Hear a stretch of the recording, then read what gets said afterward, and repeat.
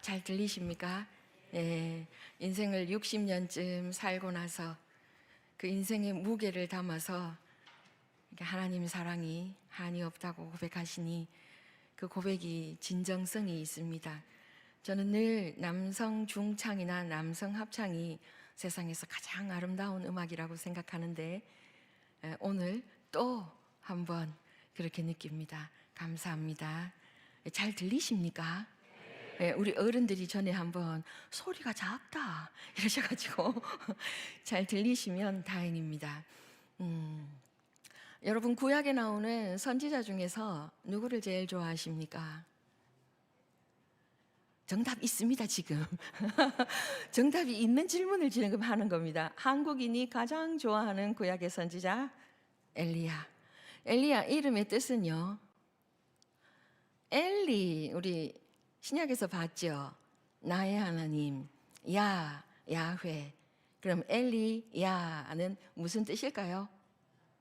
예, 나의 하나님은 여호와이시다 하는 뜻입니다. 이 엘리야 선지자는 우리 오늘 본문보다 조금 앞서서 17장부터 보셔야 이 선지자가 어떻게 등장해서 무슨 일을 하고 어떻게 하나님의 부르심을 받았는지 잘 알 수 있는데, 엘리야 선지자는 뭐 워낙이 유명해서 찬송가에도 나오니까 스토리는 다 아십니다. 이 엘리야 선지자는 그냥 갑자기 툭 튀어나온 선지자예요. 보통은 선지자가 등장하면 부모가 누구신지 직업이 뭔지 밝히고 시작하는데 이분은 그런 것도 없어요. 그냥 디셉 사람 엘리야 끝. 그렇게 나와가지고 지금 왕 앞에서 무시무시한 선포를 하지요. 뭐라고 합니까? 지금부터 내 말이 없으면 뭐가 없다? 우로가 없을 것이다. 비도 없지만 이슬도 없을 것이다. 이렇게 선포합니다.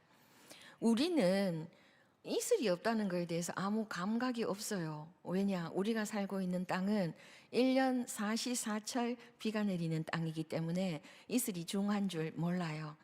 근데 이 땅은 비가 오는 시기가 있고 비가 오지 않는 시기가 있어서 이슬 한 방울이 무척 소중한 동네입니다. 그런데 그 동네에서 비도 오지 않겠지만 이슬도 내리지 않겠다고 선지자가 말하는 이유가 뭡니까? 선지자가 도대체 누구를 위해서 존재합니까? 자기 백성을 위해서 존재하지요. 그럼 자기 백성이 잘 되기 위해서 존재하는 사람입니까? 잘못되기 위해서 존재하는 사람입니까? 바보 같은 질문에 대답하기 싫습니다. 그런데 이 선지자가 왜 이렇게 무시무시한 말씀을 합니까? 뭐 때문에요? 그 이유가 성경에 나와 있습니다. 신명기 28장에는 하나님 말씀에 순종했을 때 하나님의 백성이 누리게 되는 복에 대해서도 나와 있지만 반대로 불순종했을 때 받게 되는 저주에 대해서도 기록이 되어 있어요. 그 중에서 특히 23절과 24절은 비가 오는지 안 오는지에 대한 문제까지 지금 말씀을 하시거든요. 세 번역입니다. 함께 읽겠습니다. 시작. 당신들 머리 위에 있는 하늘은 놋이 되어서 비를 내리지 못하고 당신들 아래에 있는 땅은 메말라서 쇠가 될 것입니다. 주님께서는 하늘로부터 당신들 땅으로 모래와 티끌을 비처럼 내려서 마침내 당신들을 망하게 하실 것입니다. 아멘. 아멘하기 무섭습니다. 불순종하는 하나님의 백성들에게 하나님은 하늘이 놋이 되고 땅이 쇠가 되어서 그 하늘에서는 비를 내리지 못하고 땅은 메마르기 때문에 도저히 살 수가 없도록 그렇게 심판하시겠다고 말씀하시는 구절이에요. 그렇다면 엘리야 선지자가 지금 나타나서 비가 내리지 않겠다고 말씀하시면 왕을 포함해서 이 백성들은 무엇을 생각해야 정상이겠습니까? 기록된 하나님의 말씀이 떠올라야 정상이에요. 비가 내리지 않겠다고? 말씀에서 뭐라고 하셨지? 그럼 지금 우리 어떻게 해야 되지? 사고 회로가 이렇게 돌아가야 정상이에요. 비가 왜 안 오지? 우리가 뭘 잘못했지? 그럼 어떻게 해야 되지? 요 단계를 밟아야 정상이라고요. 그런데 이 시대의 백성들은 어떻게 했느냐? 1차적으로 관심이 없었습니다. 비가 안 와도 뭐 원래 6개월은 비 안 오는 동네니까 한 6개월 비 안 올 때까지는 괜찮아요. 이슬이 안 내려서 좀 팍팍하긴 한데 아직 살만해요. 안 답답해요. 그렇지만 비가 내리지 않는 세월이 길어졌습니다. 6개월을 지나고 1년도 지나고 3년도 지나고 그렇게 자꾸 길어지는 동안 나라 안에 이 사람 살 곳이 못 되는 땅들이 점점 늘어나게 되고, 그래서 그 당시 아합이 다스리고 있던 때였는데 아합은 이 엘리야에 대해서 지명수배령을 내립니다. 잡으면 죽인다. 누구든지 보면 신고해라. 이렇게 지명수배령을 내려요. 이 왕이 제정신입니까? 왕이 정상이면 어떻게 해야 합니까? 온 백성들아 모여라. 우리 금식하고 회개하자. 나라를 위해서 기도하자. 기록된 하나님의 말씀이 이 땅에 비가 내리지 않는 이유가 우리의 불순종 때문이라고 하셨으니 우리 지금까지 해오던 일을 그치고 하나님 앞에 모여서 금식하며 기도하자. 하나님이 우리를 용서해 주실 때까지, 그래서 이 땅에 다시 비가 내릴 때까지 우리 기도하자. 이래야 정상인데 어떻게 했다고요? 비가 왜 안 와? 뭐 엘리야가 기도했어? 엘리야 잡아. 지금 이렇게 돌아가는 거예요. 어떤 시대입니까? 어두운 시대, 불의한 시대입니다. 그런데 이 불의한 시대에도 의인이 있었어요. 그 사람이 누구냐 하면 오바댜입니다. 함께 읽어보겠습니다. 시작. 아합이 오바댜 국내 대신을 불렀다.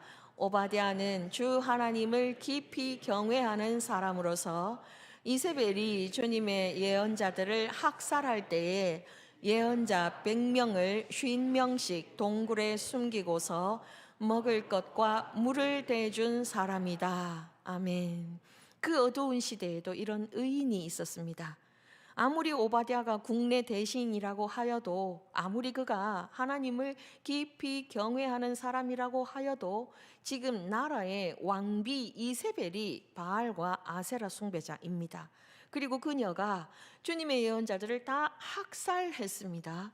그런 때에 발각이 되면 아무리 국내 대신이어도 본인의 생명도 위태롭습니다. 근데 그때 한두 명도 아니고 예언자 몇 명을요? 100명을 50명씩 굴에 숨겨서 먹을 것과 물을 대줍니다. 이게 하루 2번만 해도 얼마 정도의 돈이 들 것 같습니까? 요즘 물가로. 계산이 안 되시죠? 정상입니다.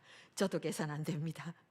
이런 의인이 있던 시대였지만 왕이 앞장서서 악을 행하고 문제의 본질을 보지 못하고 어떻게 해야 그 문제가 해결되는지에 대해서는 관심도 없고 그 가운데 모두가 그저 현상만을 탓하고 있던 그런 시대에 하나님은 하늘을 닫으시고 이슬까지 막으신 후에 이 엘리야조차도 굶어 죽게 생겼으니까 엘리야는 보호하십니다. 어떻게 보호하십니까?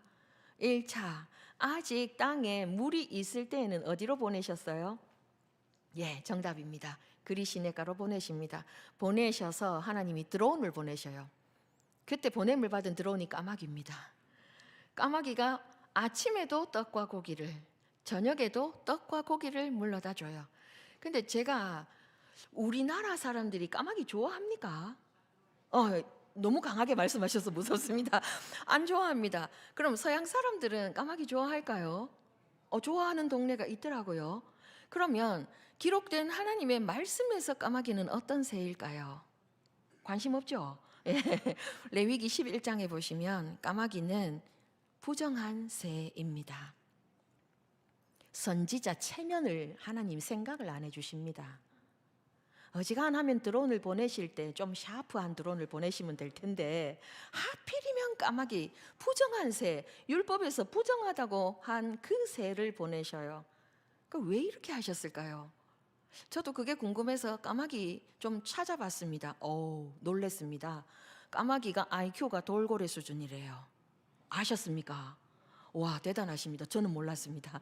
까마귀 IQ가 돌고래 수준이래요. 인간으로 치면 미취학 아동 중에서 똑똑한 6살, 평균적인 7살 수준이래요. 그 정도의 IQ가 된대요. 그래서 까마귀는 기억력이 되게 좋답니다. 자기가 어디에 언제 무엇을 숨겨놨는지도 기억을 한대요. 예를 들어서 같은 시간에 애벌레를 여기 숨기고 땅콩을 여기 숨기면 바로 풀어주면 애벌레부터 가서 찾아 먹는데요. 상하니까. 근데 시간이 며칠 지난 뒤에 풀어주면 애벌레한테는 안 간대요. 썩었으니까. 땅콩한테 바로 간대요. 저보다 나아요. 이런 까마귀를 하나님이 시키셔서 주소 입력 안 해도 정확하게 엘리야가 있는 곳으로 보내십니다. 그렇지만 선지자 체면은 다 구겨졌습니다. 그래도 아침 저녁으로 떡과 고기를 딱 갖다 주시니까 살만은 합니다. 그런데 시냇가에 물이 말랐어요. 이제는 어디로 보내십니까? 적진 한가운데 사르밧 과부의 집으로 보내십니다. 와, 너무한 거 아닙니까? 과부가 그 기근의 때에 이제 우리 아들하고 둘이 마지막 먹고 나 죽을란다 하고 떡을 구울 나무를 줍고 있는데 거기 가서 뭐라고 합니까? 물 좀 주세요 아줌마 이래요. 저는 성질이 못 돼서 그러면 찾아 먹으세요 아저씨 했을 건데 이 아줌마가 굉장히 착한 아줌마였어요. 물만 갖다 주는 게 아니라 가는 사람 붙잡고 떡도 구워 오라고 하니까 한마디 하기는 해요. 이거 내가 먹고 죽으려고 하는 기인데요. 하기는 하지만 약속의 말씀이 주어졌을 때 순종하게 됩니다. 근데 이 집에 가서 그 집에서 이 가뭄이 끝날 때까지 가루와 기름이 떨어지지 않잖아요. 근데 그 집에 얹혀 살아요. 모양새가 어때요? 과부 집이잖아요. 요즘만 그렇겠습니까? 옛날에는 사람들이 안 떠들었을까요? 저 선지자 저거 문제 있다. 왜 찾아가도 하필 과부 집에 찾아가노? 세상에 어디 갈 데가 없어서 과부 집에 가노? 저거 문제 있는 선지자 아니가? 분명히 그때도 시끄러웠을 겁니다. 근데 그 집에서 지금 이 가뭄이 끝날 때까지 계속 오늘도 요거도 먹고 내일도 요거도 먹고 그 다음 날도 오해받고 그 다음 날도 떠드는 소리 듣고 그렇게 계속 가야 합니다. 하나님 까마귀로 한번 체면 구겨주셨으면 그 다음에는 좀 괜찮게 해주셔도 될 텐데 선지자의 체면 따위 안중에도 없으십니다. 그리고 나서 때가 되었을 때 다시 아합 앞으로 가서 어떤 일이 일어나는지 우리는 잘 압니다. 아합에게 어떤 제안을 합니까? 누가 진짜 신인지 우리 대결해 봅시다. 당신이 그토록 좋아하는 바알과 아세라 선지자 다 불러 모으세요. 한 명도 빼지 말고 다 부르세요. 그리고 나는 홀로 대결하겠습니다. 하고 그 대결의 결과는 우리가 잘 아는 유명한 갈멜산 대첩. 그죠? 완벽하게 이겨버립니다. 그리고 지금까지 오지 않았던 비를 7번 고개를 무릎 사이에 처박는 기도를 통해서 다시 비가 내리게 만들고 그리고 60km 아니 하프 마라톤 26km 정도에 해당하는 거리를 이 아합의 마차에 앞서서 달려갔습니다. 거기까지는 너무나 유명해서 우리가 잘 압니다. 근데 그 다음에 보여주는 이 엘리야 선지자의 모습은 좀 이상해요. 아합이 왕궁으로 돌아가서 어떤 일을 합니까? 이세벨에게 다 고해바칩니다. 여보 이상한 일이 있었어. 오늘 이런 일이 있었다. 당신이 그 현장에 있었어야 되는데 말이지. 내가 스마트폰이 있었으면 다 찍어갖고 보여줬을 건데 방법이 없네. 근데 그 소리를 듣고 이세벨이 어떻게 합니까? 사람을 보냅니다. 누구에게요? 엘리야에게. 그래서 뭐라고 합니까? 너 내가 죽여버린다. 그랬더니 이 천하의 엘리야가 어떤 선택을 합니까? 브엘세바로 도망을 쳐요. 우리 이스라엘의 영토를 얘기할 때 북쪽 끝은 단, 남쪽 끝은 브엘세바예요. 우리가 백두에서 한라까지라고 표현하면서 전국토를 지칭하듯이 이스라엘 사람들은 단부터 브엘세바까지 이렇게 표현하는데 남쪽 끝까지 도망쳐요. 이 지금 북이스라엘의 선지자가요. 그렇게 도망쳐서 그 다음에 다시 광야로 하룻길을 들어가서 로뎀 나무 아래 머리를 들이받고 죽여 주시옵소서 합니다. 왜 이렇게 되었습니까? 왜 이렇게 됐습니까? 여러분은 엘리야의 심정이 이해가 되십니까? 저는 이 사람의 심정이 이해가 너무 잘 됩니다. 이세벨이 엘리야를 죽여버리겠다고 했을 때 엘리야 편에 서서 엘리야를 지켜주겠다고 나온 사람이 한 사람이라도 있었습니까? 성경 한번 잘 읽어보십시오. 있었으면 기록이 됐을 것입니다. 기록이 없습니다. 이 백성들 어디 갔습니까? 어디 가긴요? 다 지들 집에 갔지요. 왜요? 이들이 원했던 건 나라가 정상화되는 게 아니었어요. 하나님의 말씀이 통치하는 제사장 나라로 회복되는 게 아니었다고요. 바라는 거 하나밖에 없었어요. 뭐요? 비. 3년 6개월 비가 내리지 않았기 때문에 비만 내리면 되는 건데 지금 비가 왔잖아요. 문제 해결됐잖아요. 더 이상 바랄 것이 없잖아요. 하나같이 모두 자기 일 하러 갔어요. 선지자? 내 알바? 뭔 상관? 그 사람 자기 알아서 하겠지.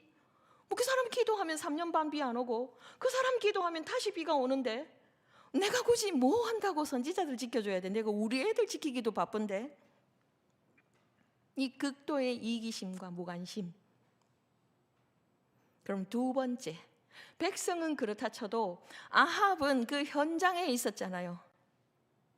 그 물로 흠뻑 적셔놓은 재물이 타는 것을 현장에서 봤잖아요. 손바닥만한 구름이 폭우가 되는 그 현장도 봤잖아요. 살아계신 하나님을 만났잖아요. 그랬으면 아합이 왕궁에 돌아가서 쪼르르 달려가서 이세벨에게 이야기해가지고 이세벨이 엘리야에게 너 죽여버린다고 말하게 그렇게 만들어야 되겠습니까? 이 왕이 어떻게 해야 정상입니까? 신하들아 모두 모여라. 우리가 이때까지는 바알을 섬기고 아세라를 섬겼지만 이제부터는 우리가 살아계신 하나님만 섬길 것이다. 우리가 나라를 새롭게 하자. 이래야 정상 아니에요? 근데 그런 일이 일어나지 않죠. 그 다음에 세 번째, 이세벨은요 850명이나 되는 바알과 아세라의 선지자가 몰살을 당했으면 기가 좀 죽어야 정상 아니에요? 근데 이 여자 어떻게 이렇게 조금도 기가 죽지 않죠? 오히려 더 기세등등해서 내가 너 죽여버린다고 이렇게 말을 할 수가 있을까요? 우리가 그 현장에 있는 엘리야였더라도 정말 기운 빠졌을 것 같죠? 근데 이거보다 더 실망스러운 게 하나님입니다. 하나님 뭐 하셨습니까? 백성들이 이렇게 하나같이 이기심으로만 똘똘 뭉쳐 자기 일에만 바쁠 때 하나님 뭐 하셨습니까? 하나님, 아합이 왕인데 나라를 새롭게 하려는 마음이 0.1도 없는데 저 아합을 하나님 어떻게 그냥 두십니까? 이세벨 같은 이 악한 여인은 하나님 무슨 방법을 통해서든지 정신을 차리게 하거나 아니면 그 몸을 치셔서라도 병상에 눕히셔서라도 이 나라가 정상화되게 해주셔야 될 텐데 하나님 왜 그 중에 아무것도 해주지 않으십니까? 그리고 왜 나는 지금 지명수배자가 되어서 도망쳐야 됩니까? 하나님, 나는 당신께 실망했습니다. 더 살고 싶지 않습니다. 선지자 안 할랍니다. 그리고 지금 로뎀 나무 아래 누워서 하나님께 죽여 주시옵소서, 죽여 주시옵소서 하는 겁니다. 그때 하나님이 쓰신 방법이 뭡니까? 떡과 물을 천사를 보내서 먹이시고 재우시고 또다시 떡과 물을 천사를 통해서 먹이시고 재우시고 그 다음에 그 떡과 물을 의지해서 40일을 밤낮으로 모세가 하나님을 만났던 그 호렙산으로 걸어가게 하시고 그곳에서 엘리야를 만나 주십니다. 근데 어떻게 만나 주십니까? 안 넘어갑니다. 간사님, 안 넘어갑니다. 예, 열왕기상 19장 11절 12절 함께 읽겠습니다. 시작. 주님께서 말씀하셨다. 이제 곧 나 주가 지나갈 것이니 너는 나가서 산 위에 주 앞에 서 있어라. 크고 강한 바람이 주님 앞에서 산을 쪼개고 바위를 부수었으나 그 바람 속에 주님이 계시지 않았다. 그 바람이 지나가고 난 뒤에 지진이 일었지만 그 지진 속에도 주님께서 계시지 않았다. 지진이 지나가고 난 뒤에 불이 났지만 그 불 속에도 주님께서 계시지 않았다. 그 불이 난 뒤에 부드럽고 조용한 소리가 들렸다. 아멘. 이 선지자를 하나님이 어떻게 만나 주십니까? 이제 내가 지나갈 거야. 너 내 앞에 서 있어. 그 다음에 어떤 일이 일어났다고요? 강한 바람이 산을 쪼개고 바위를 부수었습니다. 우리 이런 거 좋아합니다. 와, 스펙타클하다. 좋아해요. 근데 그 바람 속에 주님이 계시지 않습니다. 그리고 바람이 지나간 뒤에는 지진이 일어납니다. 땅이 갈라졌겠죠. 그러나 그 지진 속에도 주님은 계시지 않습니다. 지진이 지나가고 불이 났지만 불 속에도 주님이 계시지 않습니다. 지금 크고 강한 바람이나 지진이나 불은 다 우리가 원하는 강력한 신호들입니다. 우리는 이 강력한 한 방을 원해요. 하나님, 죽어가는 환자가 단번에 일어나는 기적을 주십시오. 망해가던 사업이 내일 바로 흑자로 전환되는 기적을 주십시오. 우리는 단번에 눈에 보이는 강력한 뭔가를 원하는데 하나님은 어떻게 하십니까? 말씀하십니다. 그것도 어떻게 해요? 부드럽고 조용하게 말씀하십니다. 하나님은 언제나 이렇게 일하십니다. 우리는 눈에 보이는 것을 원합니다. 우리 귀에 들리는 것을 원합니다. 우리가 누구라도 부인할 수 없는 뭔가를 보여주시기를 그것을 기대하면서 하나님을 바라봅니다. 그런데 하나님은 말씀으로 일하십니다. 인생을 60년, 만으로 60년쯤 살고 나서 지금 60 남성교회 회원들이 여기 앉아 계시는데 작년보다 많이 늘었어요. 그죠? 새 가족이 늘었어요. 못 오신 새 가족도 계세요. 근데 이 정도 살면서 우리도 나름 엘리야 같다는 생각을 할 때가 있으셨을 거예요. 정말 울고 싶고 하나님 앞에 이해되지 않는다고 소리치고 싶고 이럴 것 같으면 차라리 나를 데려가시라고 말하고 싶은 그런 순간들을 겪으셨을 거예요. 그리고 외면하시는 것 같은 매정해 보이는 하나님을 만날 때도 있으셨을 거예요. 근데 하나님은 어떻게 하십니까? 그 모든 과정을 통해서 우리를 연단하시죠. 하나님은 급할 것이 하나도 없습니다. 우리가 답답할 뿐이지. 하나님은 하나도 안 답답하십니다. 다 계획이 있으십니다. 하나님의 연단이 길어지는 것은 그만큼 우리가 즐기기 때문입니다. 이스라엘 백성 보세요. 3년 반이나 비가 안 왔다가 다시 비가 왔으면 어떻게 했어야 됐겠습니까? 저마다 집으로 달려갔어야 됐겠습니까? 다 같이 모여서 나라를 새롭게 하자고 했어야 됐겠습니까? 어쩌면 이토록 이기적이고 나라가 이 꼴로 무너져 가는데도 무관심할 수가 있겠습니까? 그저 나 자신에게 지금 당장 무슨 일이 생기지 않으면 다 괜찮은 거예요. 그러니 망해야 되는 겁니다.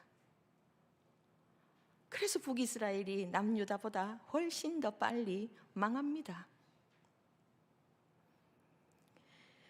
우리에게 하나님이 요구하시는 것이 무엇입니까? 전도서 4장 12절 함께 읽겠습니다. 혼자 싸우면 지지만 둘이 힘을 합하면 적에게 맞설 수 있다. 세 겹줄은 쉽게 끊어지지 않는다. 아멘. 이 일이 우리 나라에도 일어나야 하고 우리 교회 공동체에도 일어나야 하고 우리 가정에서도 일어나야 합니다. 혼자 싸우면 지지만 둘이 힘을 합하면 맞설 수 있습니다. 서로가 등을 맞대고 어느 방향에서 다가오든지 적을 향해 맞설 때, 그렇게 힘을 합할 때 우리의 연합은 쉽게 끊어지지 않을 것입니다. 그리고 또 한 가지 기억해야 하는 것이 있습니다. 지금 우리 눈에 보이지 않아도 우리와 한편인 드러나지 않은 동역자들을 하나님이 많이 남겨두셨다는 것입니다. 그것이 오늘 본문 말씀입니다. 함께 읽습니다. 시작. 그러나 나는 이스라엘에 7,000명을 남겨놓을 터인데 그들은 모두 바알에게 무릎을 꿇지도 아니하고 입을 맞추지도 아니한 사람이다. 아멘. 바알에게 무릎을 꿇었다, 그에게 입을 맞췄다. 이게 뭐냐 하면 바알에게 중성맹세를 할 때 그 바알 앞에 무릎 꿇고 발등에 입을 맞추는 그 과정을 지나가는데 그 일을 하지 않은 사람, 이 눈에 보이는 우상 숭배의 영역에 빠지지 않은 사람을 무려 얼마나 남겨놓았다고 합니까? 7,000명이나 남겨놓았다고 합니다. 엘리야의 말은 뭐였습니까? 나밖에 없습니다. 근데 하나님의 대답은 무엇입니까? 7,000명이나 있다.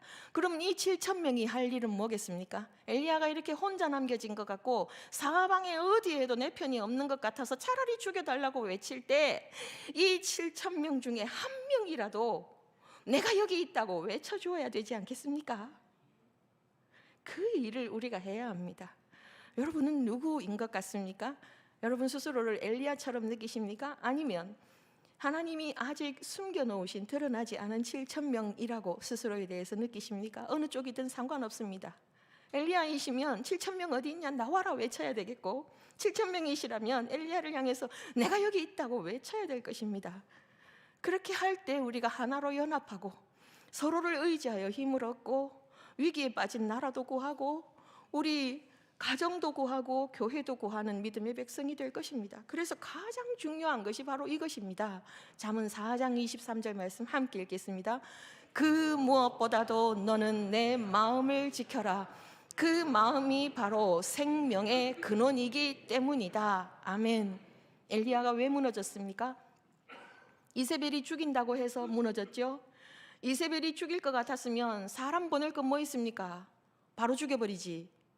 자기가 왕비인데 왜 쪽지를 보냅니까? 칼을 보내면 될 텐데. 그건 무슨 말이에요? 이세벨에게 그 당시에 남아있는 것은 협박할 수 있는 힘, 그 정도밖에 없었다는 겁니다. 실제로 엘리야를 죽일 수 있는 힘이 그녀에게 없었다는 거예요. 근데 왜 이 천하의 선지자가 남쪽 끝까지 도망을 갑니까? 마음이 무너졌기 때문이에요. 백성에게 실망하고 왕에게 실망하고 하나님께 실망하고 그 모든 상황 속에 마음이 먼저 무너졌기 때문에 남쪽 나라 끝까지 도망을 가서 거기서 또 하룻길을 걸어 들어가서 나무 같지도 않은 로뎀 나무 아래 머리를 쳐박고 죽여달라고 외쳤던 겁니다. 로뎀 나무가 느티나무 같은 나무인 줄로 많이들 착각하시던데 쌀이 나무입니다. 쌀이 나무 밑에 머리 쳐박고 죽여달라고 하는 선지자의 모습을 한번 상상해 보십시오. 이 일이 왜 일어났다고요? 마음이 무너져서. 그럼 우리가 어떻게 하면 좋겠습니까? 그 마음이 무너지기 전에 연합해야 되겠죠. 지금 내 옆에 있는 사람들 얼굴을 한번 쳐다보십시오. 못생겨도 보십시오. 예. 보시고 이 한마디를 해주십시오. 나는 당신 편입니다. 나는 당신과 함께 할 것입니다. 이 약속을 꼭 지켜주시기를 좋으신 우리 주님의 이름으로 축복합니다.